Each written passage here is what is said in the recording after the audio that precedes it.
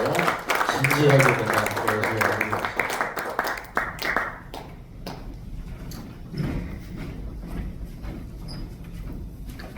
복장이 좀 이래서 양해해 주시고,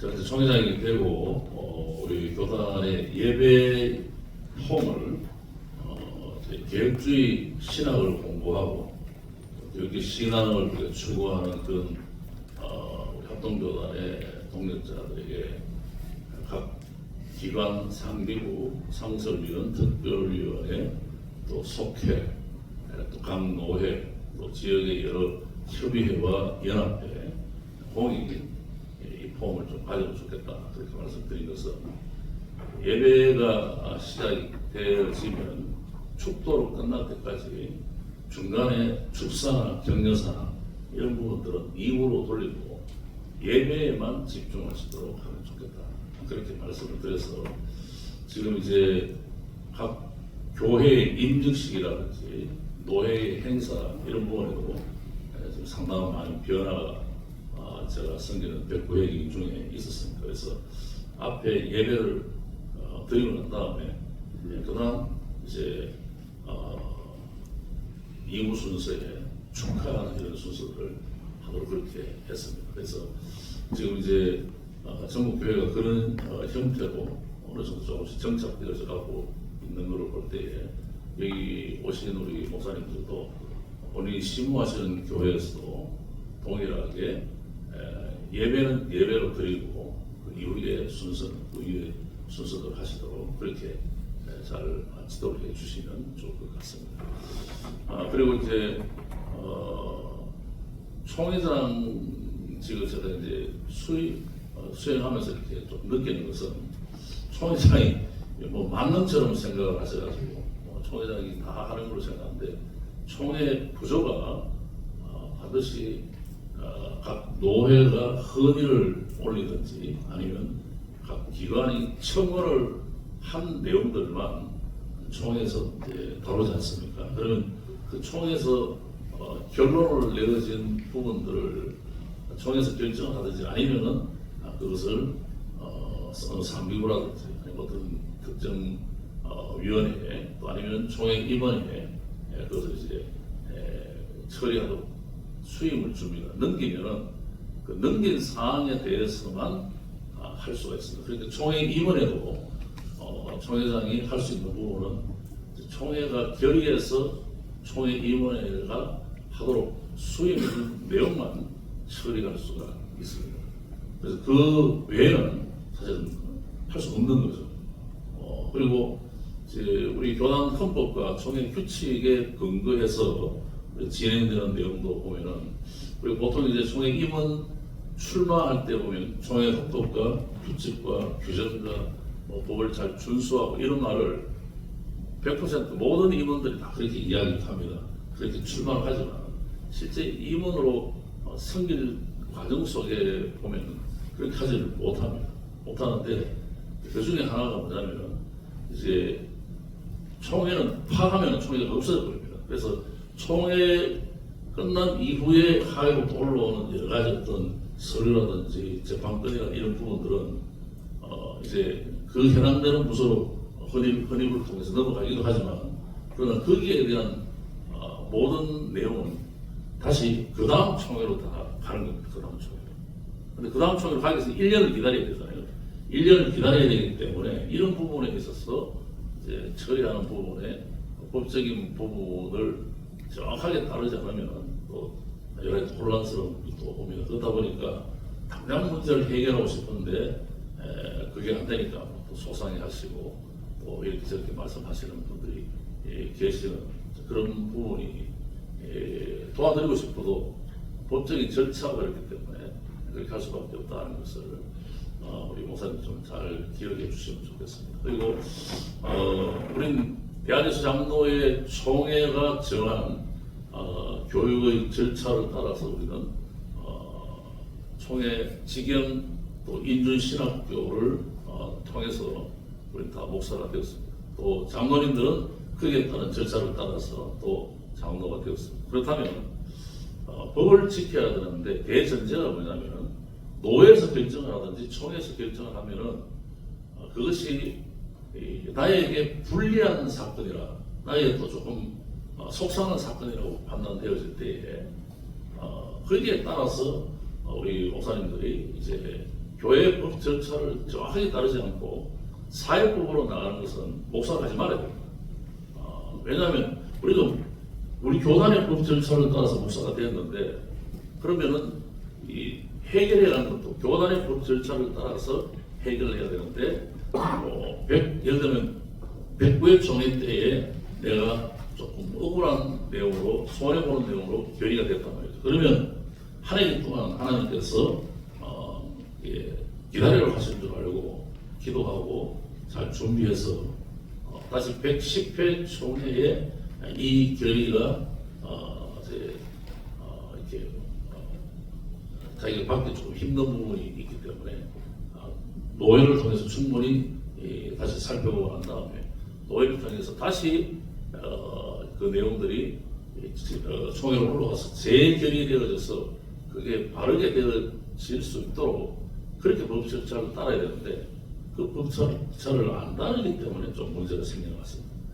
이제 대표적인 게 이제 총신대학교 법인이사 부분이 104회 총회 때에 김종민 총회장님이 운영이사 제도를 세우고 이제 법인이사 30명을 선정하도록 그렇게 하셔서 학교를 더 좀 이렇게 발전시키고 하는데 도움을 줄 수 있도록 그렇게 제도를 변경을 시켰는데 지나놓고 보니까 아쉬운 게 뭐냐면 법인이사 30명을 만들어 놓고 난 다음에 운영이사를 없애야 되는데 운영이사를 먼저 없애버리고 나니까 법인이사에 안 만드는 데에 대해서 그다음 속수무책으로 총회가 결의했지만 하부 기관인 총신대학교 법인이사들이 따르지 않아도 제재도 할 수 없고 뭐 여러 가지 좀 엄포를 많이 나왔지만 우리는 사회법으로 한다 이렇게 가다 보니까 지금까지 이게 좀 꼬여져 있는 상황입니다. 그래서 제가 법인이사를 잠깐 했는데 법인이사만 되면은 우리 교단 소속 목사가 아닌 것 같아요. 이제 교단에서 결정한 걸 따라야 되는데 안 따라. 그래서 이런 부분들은 우리가 공교단의 목사로 있는 한은 교단에서 어떻게 결정하든지 간에 그 결정을 존중해야 된다는 것을 우리가 꼭 기억할 필요가 있을 것 같습니다. 그래서 우리가 목사로서 성경을 잘 가르치고 또 성경의 내용들을 따라서 우리가 교회들 잘 지도하는 부분도 굉장히 중요한 부분이지만은 그러나 목사로서 적어도 1년에 헌법을 한 번 정도는 꼭 읽어주십시오. 처음부터 끝까지. 그 다음에 총회 규칙이라든지 또 노회의 노회 규칙이 있으면 이런 부분들은 기본적으로 조금 읽으셔야 되는데 안 읽어요. 왜 안 읽어서 보느냐면 선거에 나온 출마하시는 분들이 공교단의 선거 규정을 안 읽고 움직이시는 분 대단히 많습니다. 또 제가 GMS에서도 제가 일을 한 7, 8년 정도 했는데 GMS도 선거 규정이 있는데 그 해당되는 규정을 그냥 자기 상식으로 출마하셔가지고 결국 이제 그런 부분에 대해서 좀 시비가 걸리면 또 법적으로 좀 서로 공방을 하고 어려워지는 부분들이 있더라고요. 그래서 교단에서 우리가 목사로 평생을 우리가 쭉 지나다가 은퇴한 이후에도 이 법은 필요합니다. 그래서 성경을 애도하는 만큼 교단의 헌법과 또 교단의 규칙 이것은 꼭 한 번씩 읽어보시라는 말씀을 드립니다. 오늘 시간이 지금 좀 많이 돼서 다른 내용은 또 우리 내일 또 우리 장모생 부총회장님께 쭉 들으시고 또 그렇게 하시면 좋을 것 같습니다. 여기까지만 말씀드리겠습니다.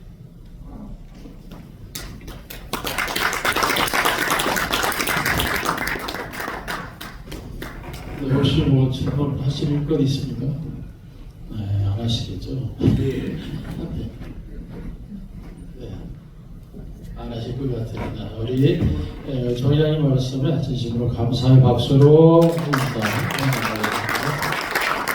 자, 이상으로 마치겠습니다. 내일 기대를. 회장님, 질문 받기로 안 했잖아요. 예. 질문한 시간을 예, 말씀하시죠. 예. 네. 당장 내려오시니까 질문을. 아예, 네, 저기 올라오시면 네, 말씀하시죠. 금명렬 부분. 마이크를 갖다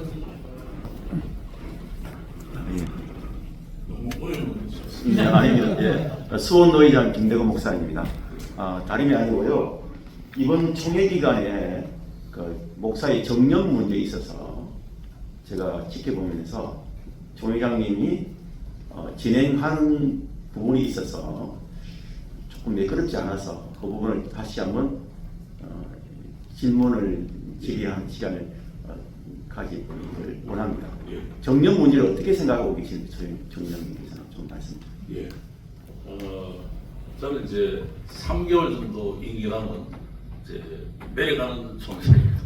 그리고 이제 내일 이제 떠오르시는 이제 차기 총회장님께 이제 오늘 이제 좋은 답을 얻을 수 있으리라 생각되는데 작년에 그 정치부에서 이거를 전략상 제일 뒤로 넣어가지고 그렇게 했으면 아마 통과됐을 것 같습니다. 근데 정치부 제1번 안을 정년을 내는 바람에 저도 1번 안으로 나올 줄 생각을 못하고 앞에서 큰 소리로 허락이오라는 소리를 듣고 저도 모르게 자동반사로 이렇게 호텔을 때리는 바람에 작년에 조금 혼선이 좀 있어서 제가 진행에 조금 좀 원망을 가지 못한 부분에서 사과를 제가 작년에 총회하면서 드렸기 때문에 그렇게 해프닝으로 좀 봐주시면 좋을 것 같습니다. 그리고 이제 정년에 대한 부분은 개인적으로는 이제 내려가는 총회 입장에서 개인적으로는 현재 정년이 연장이 좀 필요하다 그런 생각을 좀 갖는데 지금 우리 교단이 어떻게 결정하느냐에 따라서 통합 교단이나 다른 교단들이 지금 다 기다리고 있습니다. 기다리고 있는데 지금 전체적인 분위기는 그렇게 하는데 이제 총회 그 목요일쯤에 이제 아마 이 내용이 정치부에서 올라가서 보통 다루는데 이게 원래도 어떻게 될지 모르겠습니다만 정치부의 흔히 올라오면 아직 올라왔다는 이야기 못 들었는데 올라오면은 이 부분에 대해서 아마 목사님들 생각하고 장로님들 생각하고 좀 다른 것 같아요. 다른 것 같아서 그 부분이 오늘 3개월 있는 동안에 조금 어떤 의견들이 조금 좁혀지면은 한 발자국 좀 더 가지 않겠나 좀 그런 생각을 해봅니다. 근데 변수가 많기 때문에 어떻게 될지 모르겠습니다. 예, 그 정도 말씀드리면 되겠죠. 예.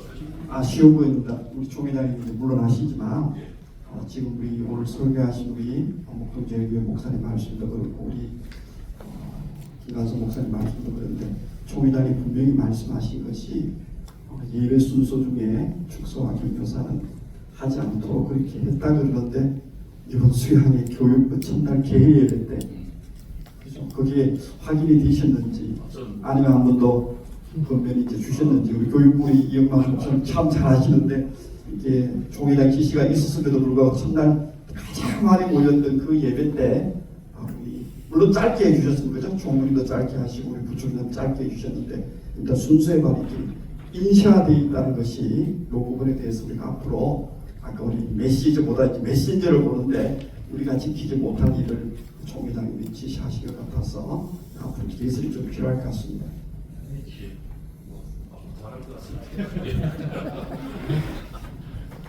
제가 예.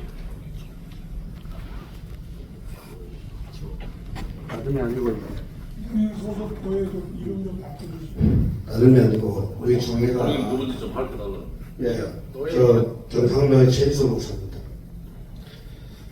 다름이 아니고 우리 총회가 결정을 했잖아요. 재판국 보고하고 난 뒤에 총회가 받았지 않습니까? 받으면은 그 노회나 교회가 시행하도록 해야 되지 않겠습니까? 근데 이게 2년, 3년 지나도 시행이 안 되는 걸 다시 올려가지고 서기에게 질의하면은 서기가 하는 말이 우리가 할 수 있는 방법이 없다. 할 수 있는 방법, 총무님도 그렇고 할 수 없다. 왜? 그 교회가 총회 재판국과 총회 보고회가 결정난 사과에도 안 받는다면은 행정적인 제재를 한다든지 어떻게 시행을 하도록 만들어야 되지 않겠습니까? 한 교회에서 장로들을 직위를 불살한다. 하루아침에 한 법도 없이 그만 직위를 벗겨버렸는데 한 사람은 성취를 받아가지고 그 스트레스 받아서 암으로 돌아갔었습니다. 그래서 시행이라고 공부를 내놨는데 그 교회다가 그 교회는 못하겠다. 그런데도 그 총회는 그 교회의 모든 행정수를 다 띄줍니다. 우리가 할 게 없다 이럽니다. 다 하면서도. 그러면 안 되지 않겠습니까? 총회라면 권위가 있어야 되지 않습니까? 총회가 권위가 써야지 노예가 권위가 쓰고 교회가 지시할 수 있지 않겠습니까? 그래서 저는 이런 문제들은 그러면 그때 도태들이고 결정난 것이 아니라 재판국이 보고하고 총회가 받았다면은 노예가 교회가 시행하도록 만드는 것이 총회지 않겠느냐. 저는 그렇게 보고 언론 사항들은 정확하게 제가 건의를 가지고 집행해 주는 게 좋겠다. 그 생각합니다. 감사합니다. 제가 서기 확인해 보도록 하겠습니다. 그 이제 이런 건 조금 이제 우리 목사님들이 좀 양해해 주셔야 되는 게 제가 이제 103회 때 서기를 했었습니다. 103회 때 서기할 때 그때 총회장이 이성규 목사님이셨는데 총회장은 이 서기가 다루는 이 서류 올라오는 모든 서류에 대해서 총회장은 전혀 모릅니다.